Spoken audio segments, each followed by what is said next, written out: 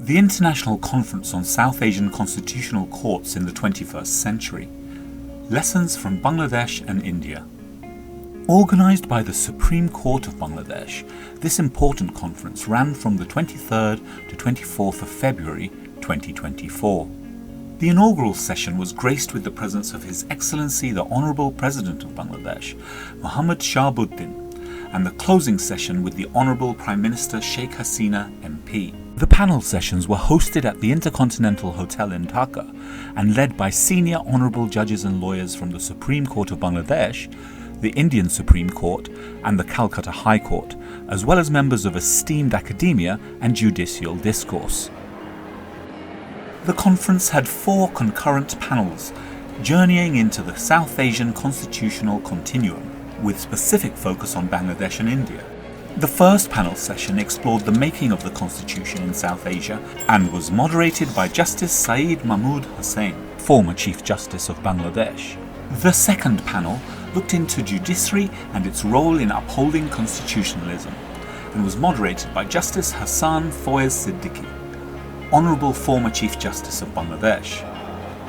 The third panel covered regional convergences and divergences in South Asian judicial developments and was moderated by Justice Ashfaqul Islam, Honourable Judge of the Appellate Division, Supreme Court of Bangladesh. The fourth and final panel examined rights, society and judiciary and was moderated by Justice Abu Zafar Siddiqui, also an Honourable Judge of the Appellate Division of the Supreme Court of Bangladesh. One of the most dominant features of post-colonial South Asia is the different experiences of its courts, different shades of constitutionalism, and different conceptions of rights, entailing that there is no monolithic understanding of constitutional pathways and rights in the region. The rights of individuals accused of war crimes and crimes against humanity have been a significant concern in the context of the intersection between constitutional law and international crimes.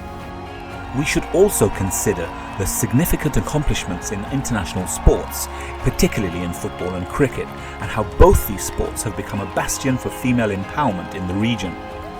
Indeed, it's the power of the will of the people and the demands they make for good governance, constitutional order, and the rule of law in modern South Asian societies that reinforces the notion that people can only flourish under an entrenched constitutional order. In their concluding remarks, both the Chief Justices of Bangladesh and India expressed their ambitions and intentions to take the South Asian constitutional discourse forward through regional dialogues and engagements. In this excerpt from a paper presented in the first panel by Justice Saeed Refat Ahmed, Honourable Judge of the High Court Division, Supreme Court of Bangladesh, one gets a strong sense of the people's will being the cornerstone of constitutionalism per se in understanding the South Asian context. Democracy does not mean just majority rule, but majority rule subject to those conditions that make majority rule fair. In reconstructing rule of law to its bare essence, one may look no further than the preamble to the Constitution, where the people, quote unquote, have proclaimed their independence and, through a historic struggle for national liberation, established an independent sovereign republic